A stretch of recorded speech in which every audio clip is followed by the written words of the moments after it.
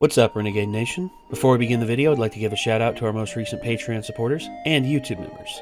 Michaela Chaperonova, Melvin1185, Jason Poole, Echo Not Gecko, Mr. Pyromaniac, Panadian Prime, Pizza Killer, Vadix, The Q651, Tools of Triptychon, Ethan Benson, Rodarius Franklin, Harry Naylor, Grimx Law 22, Demon Gamer 67, Anthony, Biz Roomba, Jennifer San Marco, HD Gamer, Lorenzo, Croc & Co., Abused Oreo, Regan, The Texan Pybro, Bentham Pyralis, Iron Metallica, Zero Chaos, Hunter Tober McGivern, and I'd also like to extend a big thank you to our executive producers, The Anime Hybrid, Joshua Fix, The Oil Guy, and The Gimpster 101. And I would also like to extend a big thank you to our new executive producer, Bevan Brummett. Thank you all very much for your support. If you want to become a YouTube member, hit the join button right down below next to the subscribe button. And if you want to become a member of Patreon, feel free to click the link down below in the description to find out more. We'll see you there. Uh-oh. Well, found a dead body. That I did. Again. Okay, I am not self-reporting. I swear to fucking God. Oh, No, Are you serious? I didn't suspect a thing!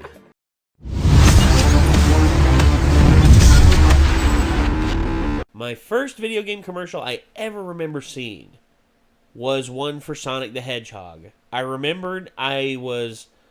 I was like 3, maybe 4 years old. And they were talking about, like, Sega Genesis and how, Sonic was, Sonic was like the best video game character and all that. And this is also around the time I was also playing Mario games every now and again. I remembered religiously I played Super Mario Brothers 1 and 3. I didn't play 2 because I don't think we had 2 at that point. But they were hand-me-downs from years before that no one was using them anymore. So we got them, and I remember when I first beat Super Mario Brothers 3, I just was like, my life is complete now. I can aspire for nothing more. And then it was around that time when Super Mario World came out, and I'm just like, oh, a new challenge. Shit, yeah. Yeah. And the whole console wars have been going on for a long time, all the way back to, like, Atari, ColecoVision, all those. And then it really amped up in the 90s with Nintendo and Sega. Well, bro, the first commercial that I remember was a Sega Saturn commercial. Yeah. And it was when they were trying to give it away on some kind of show. There was like a competition, and it came with that. I can't remember the name of the game. It has like the dude with the jester's cap. Yeah, and he was flying around something. Sega Saturn's Nights. I guess. Yeah, I don't know. There was one where you had to grab a clown and like slam him into the ceiling and stuff like that. I remember. I remember those games. I remember that. I also. Oh, dude, you want to know how that game reminisces with me? I remember Moltar on Toonami talking about it. Mm-hmm. He's like, sorry, I just had a chance to play Sega Saturn's Nights. You get to fly around. You get to do all sorts of flips. It's really cool. I think you'd like it. Yeah. And it's like, Jesus. Moltar from freaking Toonami. Yeah, this is back before Tom. Everyone thinks, oh, Tom was the host of Toonami. Nah, Moltar was the OG host. I just spilled my margarita on me. Hey, we match now. Yeah. I spilled mine on me earlier. Whoops. The Oopsie Club. Welcome to the Oopsie Club. But there was also, like, weird cross-promotional thing. For instance, Sonic did a cross promotion with SpaghettiOs because SpaghettiO rings, and it was literally a kid sitting there playing Sonic the Hedgehog, and his mother comes in. She's like, I got you some SpaghettiOs. And he's like, cool. And then she throws the SpaghettiO cans at him. He catches it, keeps playing with one hand. He's like, food. Slams it on top of his Sega. It goes in and inserts in like it's a game, and then the whole screen fills up with SpaghettiOs. And then he literally just goes, and it sucks them into his mouth. And then all of a sudden, he's just like, good. And in the background, it's nothing but Sonic music playing. Wow. And I'm like, whoa. whoever made that commercial was high on something, and I want to know what, and can I have some? Yeah. Because there's some commercials that I also, like, I've seen some old nostalgic ones. I think Doug Walker reviewed a few. It was literally a Legend of Zelda rap. Damn. Yeah. Bro, want to talk about crazy-ass promotions? One of my favorite cards that I have from Pokemon, the trading card game, is a Dark Charmeleon that was a promotional card inside of Kraft Macaroni and Cheese in Australia only. Gosh. Yeah, and you showed that to me, and I'm just like, the Australians are freaking lucky, dude. Yeah, well, we got ours in magazines. Yeah. The Australians were just like, hey, mate, put that in a box of mac and cheese. Throw it in a fucking Mac box, mate. Yeah. That's all you got to do. Just throw it in a Mac box. Kids will eat it up. No, not literally. I hope they don't actually eat the bloody card because that'd be terrible. Yeah, well, mine's a little bent. It looks like somebody maybe tried to eat it. But yeah, guarantee some overzealous kids are like, I just thought that was really funny that, you know, all of the other ones, you could get them in, like, magazines. The Australians, no, yeah, put it in the Mac box. Yeah, put it in the Mac box, mate. You'll do good with it. Fucking hell. That's Very all about. cool. That's all about it. Yeah. Actually, Blake told me, he had a dude he worked with at his energy company that was from Australia, and he said he had the deepest voice he'd ever heard on a human being. He was like, "G'day, mate. How you doing there? Yeah, we're gonna go out and see the coal fields, see how they're doing, and if you wanna tag along, we'd much appreciate that, bro." Like, Blake let me hear him one time, and I'm just like, that's fucking ridiculous. Damn. Like, that is like, I don't know what it is. All the Bruce is from Australia. Y'all some straight up dude bros, man. Y'all like Mel Gibson. Nah, more like friggin' a mix between like, look at friggin' Chris Hemsworth, dude. Yeah. Chris Hemsworth is a beast of a human being. He is. And he's jacked to the gills, and he's just like, oh. Same thing for Hugh Jackman. Same Huge thing. Jackman. Yes. I made that joke so long ago, and it didn't catch on, and then it finally caught on when he did X-Men Origins Wolverine, and I'm just like, I've been saying that for a long time. Nobody gives me credit. Mm-hmm. Well, but JonTron did a thing about the top 10 video game commercials in his opinion. So guarantee he's gonna pull up some from his past. Let's see if we have any reminiscence of them, and here we go. Let's have at it. Wonder if he's gonna bring up the one where the chick from the poster like comes alive. Oh yeah, maybe so. We'll see. We will see.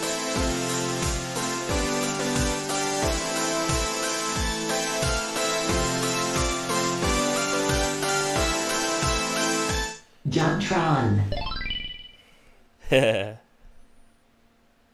Some people ask me how I get anything done. Me either. Video game commercials have been around for as long as video game commercials. Me either. But then you'd see an ad for Sonic the Hedgehog next That to was the credits Cheeto theme You're for like, Are You Afraid of the Dark? Mainstream. Because you know about the mainstream back then. Commercials usually went one of two ways. The first way being Mass actual Effect. gameplay that made you want to play the game, and the second way that was some sort of hipster 90s shit like this that made you want to puke over everything you love. Doesn't make you want to play the game. Doesn't make you want to play any game. Just makes you want to go read a book. Those are obsolete anyways. What do you think of this, Jock? No. Oh yeah, it's video game commercials. Number 10. Let's be Yeah. honest. The first time you heard of Super Mario World, you probably went like, Whoa, whoa. but hell, man, you didn't need to play it to find out how awesome it was. Just let this guy who has no idea what a video Yeah. game is tell you how awesome it was. Created especially for the Super Nintendo Entertainment System. It's a bit more exciting, a bit more challenging, a bit more graphic, a bit more colorful. The best part about this commercial is only about 5 of the things he says are actually relatable to Super Mario World. This is A bit more true. realistic, a bit more sound, a bit hotter, a bit cooler, a bit weird, a bit more revolutionary. I'm sorry, a little more realistic? Compared to what? Super Mario Brothers 2? The one where you're in a fucking dream throwing turnips at ostriches? Yeah, I guess it is more realistic than that. For a lot of us out there, this commercial meant business. It was the first time we got to see a glimpse of our favorite games right there on the telly. Break out your wallet, daddy, I'm gonna break the bank! That was me as a kid. I was hip, okay? Yeah. Number 9. Okay. Elements for a successful video game commercial in the 80s. Nerdy kid, check. Not actually a real type of person kid, check. Little to no gameplay, check-a-rooney. Did you see the latest Nintendo newsletter? Whoa! Yeah, Doug talked about this one. This is some of the worst commercials have to offer in the way of stereotyping. I mean, who's the demographic here? The cool kid or the nerdy kid? That Yes. cool kid reading the Nintendo magazine looks like he just got his hands on his dad's Playboy collection. Whoa, nice graphics. I'd like to get my hands on that game. I mean, who's ever just taken a look at a game magazine Good read, and been kid. like, holy shit, them graphics! Little did you know, though, the target demo was actually the Gangsta Kids. The Legend of Zelda, and it's really rad. Those creatures from Ganon are pretty bad. Octoroks, Tektites, Libras too. Yeah. With your help, our hero pulls through. Look, I know I'm white, but these kids made me look like fucking P. Diddy, aight? Yeah. Number 8.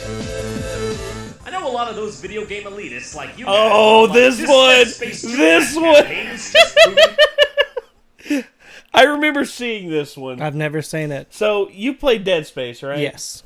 Would you let your mom play... Okay, what would your mom do if she played Dead Space? I can't play it. Exactly. Yeah. Exactly.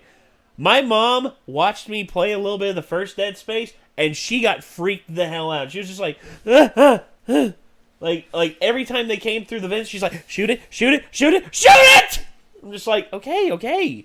Like, it's almost like whenever I'm driving her places, and she's like an ultimate, like, my mom So is a you pain- driving scares her as much as her watching Dead Space. My mom is a side seat driver, oh my gosh. So now we know what it's like to ride with Nate. It's nowhere near as bad as you think. My mom is just very Nate? easily panicked. You passed out one time while we were riding together. That's one of the most terrifying experiences of my life. Yeah, but keep in mind, I hadn't slept in almost 2.5 days. To me, that was worse than playing Dead Space. Fucking shit. Never gonna live that down, ever. Look, I hadn't eaten anything all that day. I was running on fumes, and I should have honestly pulled over and just let you drive. Maybe it's a me thing because it's happened with me and like 5 different people in the car. So maybe I just start talking and everybody just passes out. It's probably not just you. It's not, well... I'll take the heat for it. My bad. No. Honestly, man, it's just one of those things. But I remembered my mom... I remembered letting my mom play through the first part of The Last of Us, the first Last of Us game. To the one point where, spoilers, it's almost 10 years old now, Joel's daughter gets shot and she dies in his arms. And honestly, it's one of the most gut-wrenching things ever because you spend a good portion of the game playing as her. Yeah. And not only that, but you also spend the rest of the game as the first part of the game as Joel trying to save her. Yep. And for her to die like that, my mom, not only my mom, but my stepbrother Ethan, like, they both cried. Like, they both were just like, damn, that was too much. And I actually had an idea for a video planned to, like, release their reactions to it before the release of Last of Us Part 2, but it never came to be. Because, you know. Shit and stuff and things. And shit, stuff, things, and you know, life. Yeah. Anyway, yeah, let's get back to this. The old gamer stereotype to be true and making us all look bad and childish. Well, you know what? Have some goddamn fun for once, huh? In case any of you didn't catch the Your Mom Hates Dead Space 2 viral ad campaign, let me fill you in. Basically, they took a whole bunch of middle America conservative mothers, put them in front of Dead Space 2, and filmed them going, "Our nation is going down the drain, ban the modern warfares, the sour skittles." Oh, yeah, I'll show you my opinion. It's gross. I hated it. That's awful. No wonder society is so corrupt. We'll have a society of criminals. If I ever see it somewhere in a figure, I will personally take a hammer and slam it. Can't you just take it for what it is? It's fake, people! Let me tell you, kids aren't that stupid. Oh, they're stupid.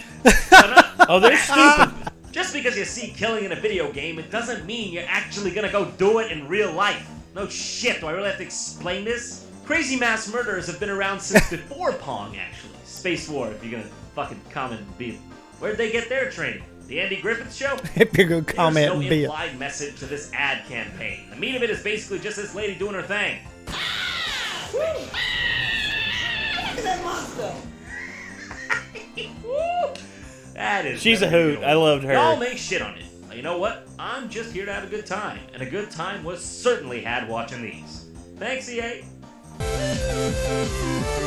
Number 7. The first 2 Dead Space games were awesome. Yeah. Really need commercials? Back in 2006 and 7, everyone was going nuts over the thing. You couldn't even shimmy down the block with your homies out here from them rooftops. You hear about them motion, this joke is over. But here we have the Kill the joke. Right to Pray ad campaign. The most We would like to correct play. commercial Nintendo's ever put out. Here's what's going on. We got 2 Japanese business type dudes driving around America in a smart car looking for sushi or yao ming or some shit, and they're going door to door to serve an entire Wrong family. country. The family's just waiting door like, what's going on? We got occasions. And 2 Japanese dudes are like, We would like to play. and then they're just having the time of their lives playing Wii Sports like they're old folks in a retirement home. Just like Nintendo always wanted. To kill the hardcore market! But what happens if they run into some Brunkins who aren't all Nintendo crazy?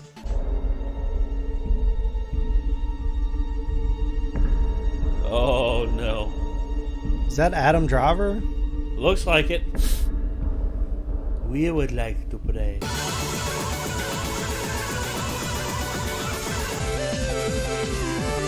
Number 6.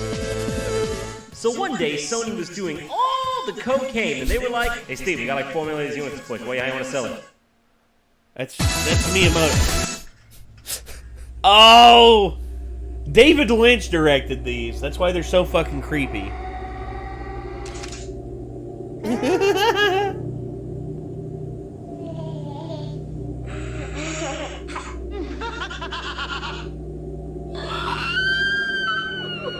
I know, Sony, okay, that you need to sell your consoles, but what is this about? Alright, I see. I've got your angle with this whole demonic baby thing. You're Cocaine? a promising demographic of absolutely Is that a Stephen no one. King joke? You might think that this is Yes. their first offense, but I implore you to check this out.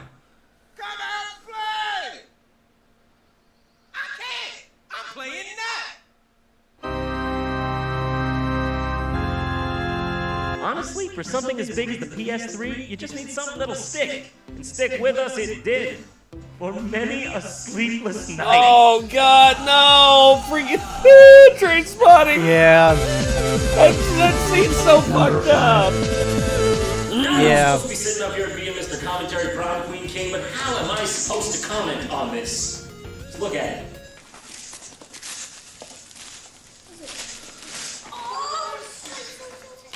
Wait. Happy birthday to you. Happy birthday to you. Happy birthday, dear Hudson. Whoa, whoa, whoa! What the fuck is this? Fucking sponge cake!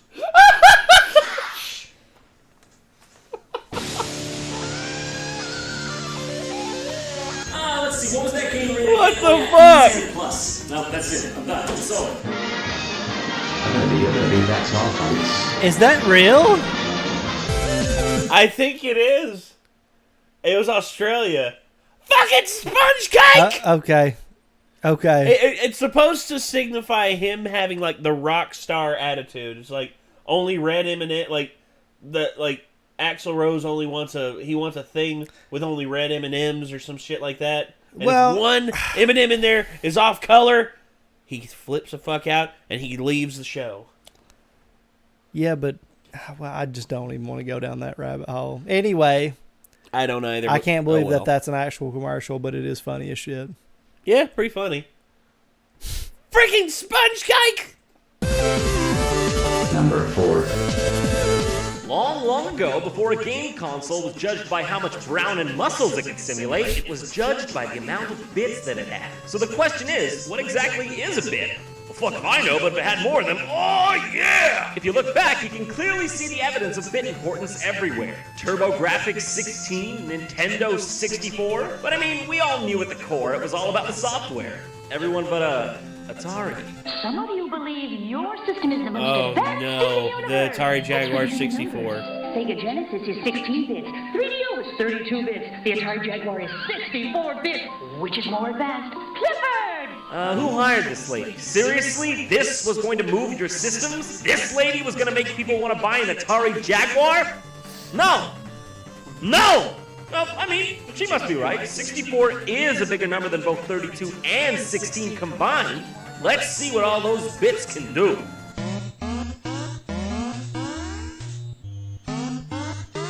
Yeah. Woo! Man, numbers sure are great. Number 3. Let's face it, it's not necessarily that things were better when we were kiddies, it's just that we had less to worry about and everything was about the cheesiness. I don't know. That said, though, there were just some things that were inherently good, no matter what your age. Two unrelated things as such are Robin Williams and Ocarina of Time. But hold on.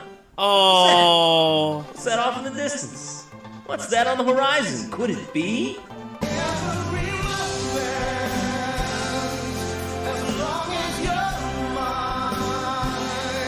The first time I saw you, I knew we'd be linked forever. For you, I traveled to the four corners of the world. I faced adversity. I became a hero. Dad. I saved your kingdom. Dad. Yes, Zelda? Are you mixing me up with the princess again? Hard to say, you're both pretty magical.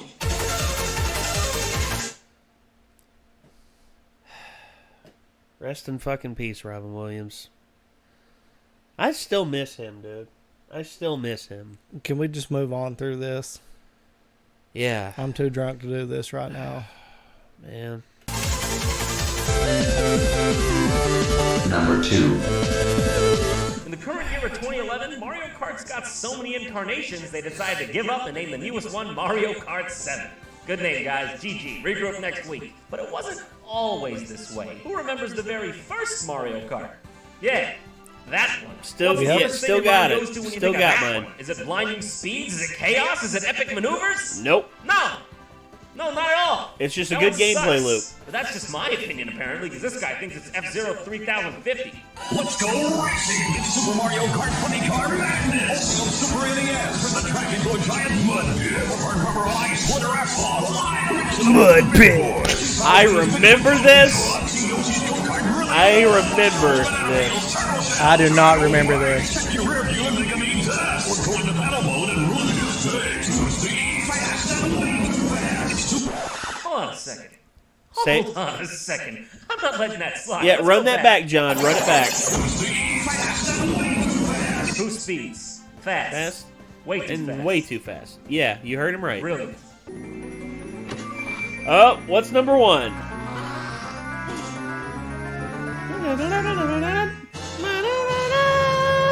For the past 10 years, I've heard people knock Halo for no other discernible reason than the bandwagon effect. And every time I've heard the callous argument that it's just a shit overrated game, I've thought to myself the exact same thing. Why can't they just believe? Whoa, what happened? How'd we get here? How exactly do you market a game that will make more money than some small countries do in an entire year? Easy. You go, oh my god, it's $5 million. Make some shit. Make some shit that they did. Some good shit.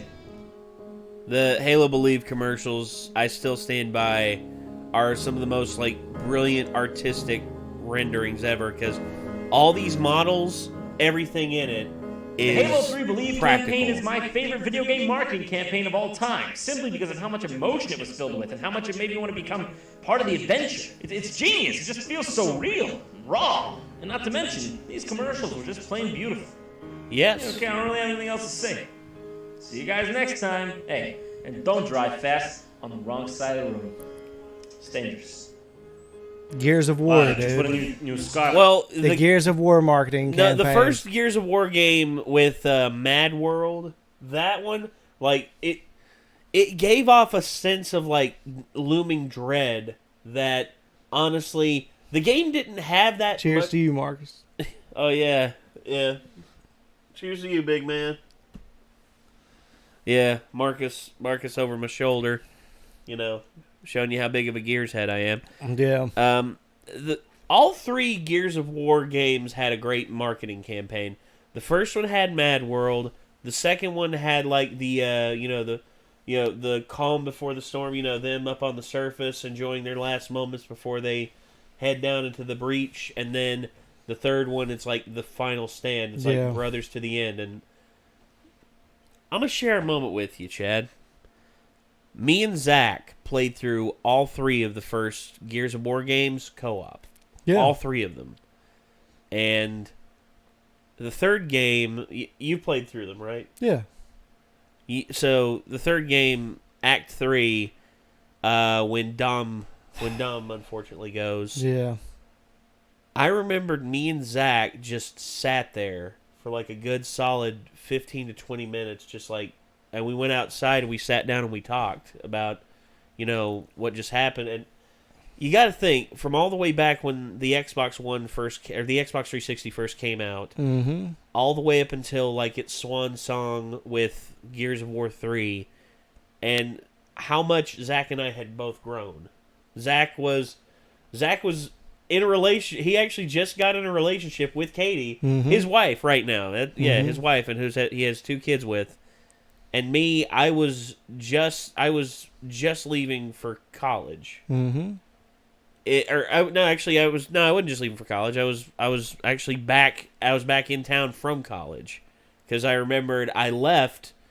Went to Abingdon for a few years with my dad, and then I came back, and that's when Gears 3 came out. Yeah. And I moved back to Wise, and me and Zach decided, hey, let's go there midnight release, get the Epic Edition, which has that's actually what this is from. I still have the box, and we played through it, and dude, to this day, I don't think I've ever had a co-op experience with somebody like that.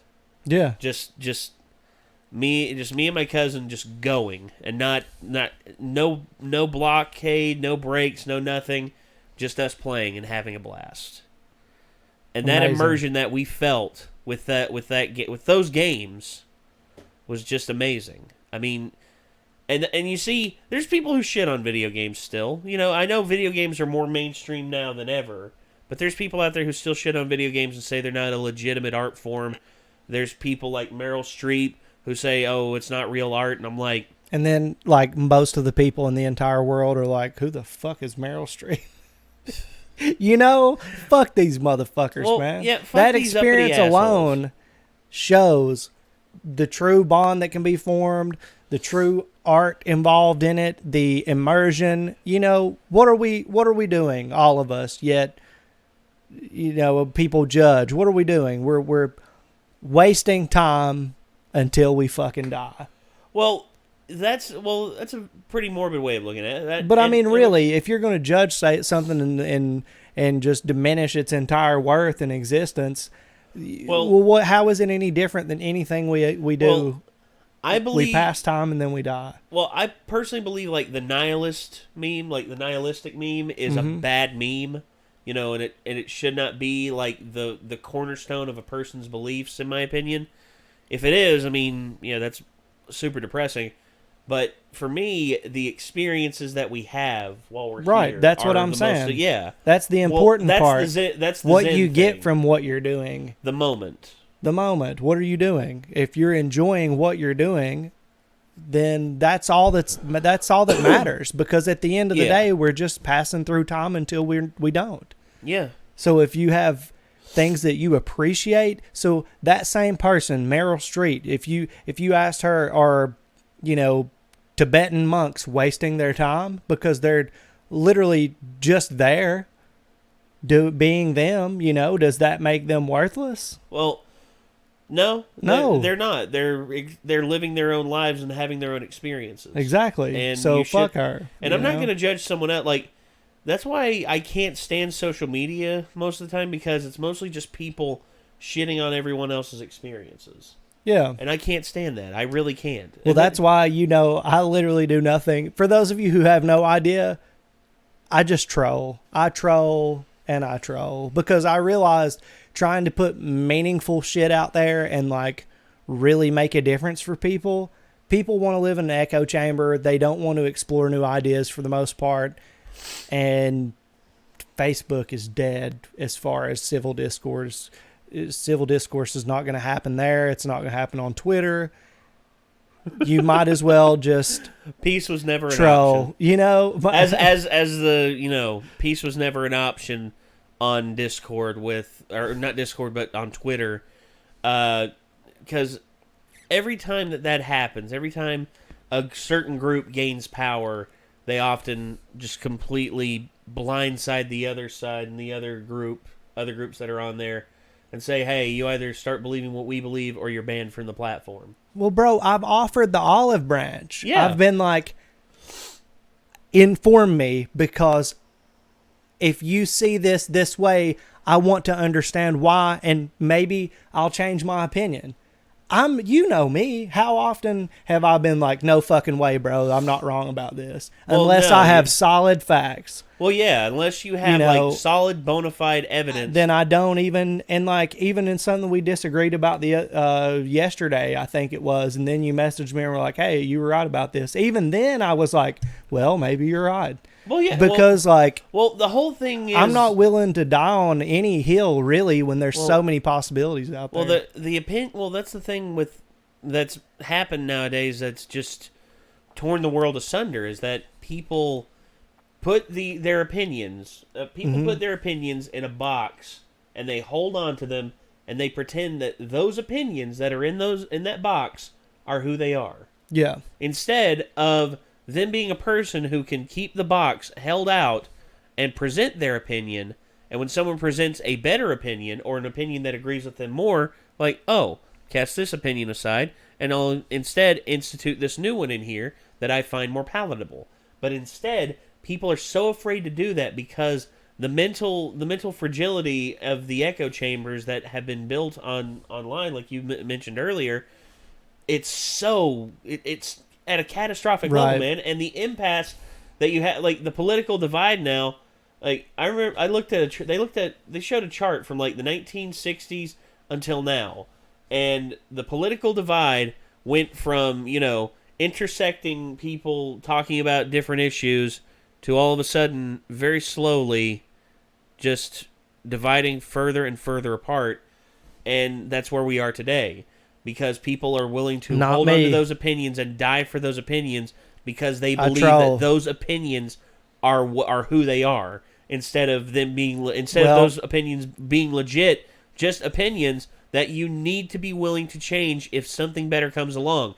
You cannot hold on and advocate for an opinion that is invalid simply because your agenda declares it so. If your agenda declares it so, then I suggest you get rid of that agenda and start living life freely. Don't hold yourself to an agenda that, in all honesty, is going to cause you more harm than good. Yeah. That's one thing that I can't stand on social media, dude. But so many honestly, people want to do that.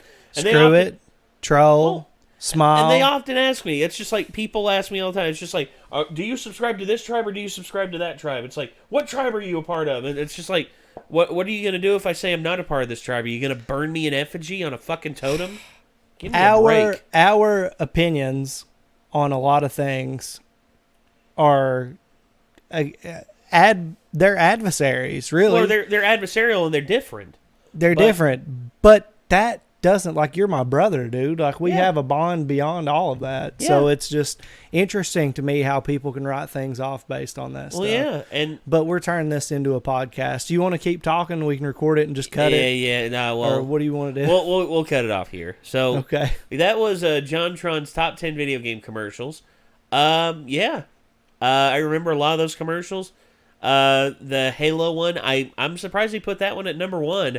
I figured that would be for something for John a little bit more nostalgic, but at the same time, yeah, it's a great commercial series. All right, well, again, ladies and gentlemen, I think that's going to do it. So if you want to see more from JonTron, feel free to click his name in the title of the video. If you want to see more from us, hit that subscribe button, ring that bell to stay notified.